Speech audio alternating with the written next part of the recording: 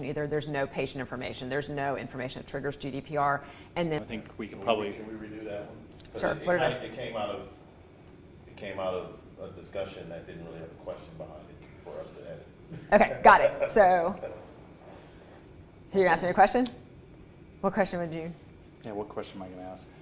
Or can we, Lorelei, can we make a note that we'll take that piece and probably see if we can tag it on to the last I wasn't question recording at that point. Oh, Oh, sorry. you weren't recording at all. Oh, got it. Okay.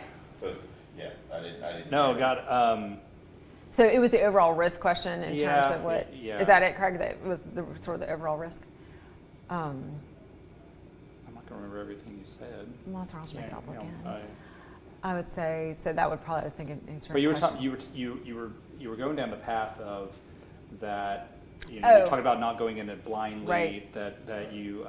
Spawned out of the GDP. Yeah, Yeah. GDPR. You know what? I'll do it in this context. So how about if I do it in the context where you say, what's the value of having a privacy officer sort of in your Sure. team? Yeah. Okay, So, good. okay, well, one other thing I would say in terms of what leaders need to be paying attention to or that would really be helpful is to recognize that having a privacy officer and other leaders around the table to really help you know and understand the continuum of risk of where that's out there for healthcare industry. So whether that's going to be in the context of HIPAA, whether that is going to be in the context of the European Union's GDPR and whether or not that affects your growth strategy, whether that is going to be in the effect of do we invest money into our security program to better protect our defenses, where's our patient safety issue, where all of that happens is that I think leaders need to be understanding of what the risk is so that you know when to raise your hand and say there's a potential flag. We don't expect you to know everything. That's why you should have experts around the table.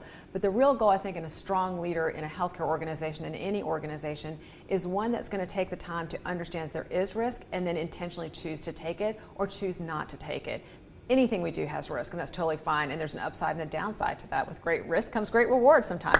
Sometimes comes great liability. So what we want to do is make sure that we're picking the path intentionally, not doing it by momentum, and most of all, not doing it out of ignorance, not doing it because we didn't ask the question or we didn't have the right people to inform us. I think it's very much a team sport. I often say in privacy, and I think this is true in all areas, it takes a village.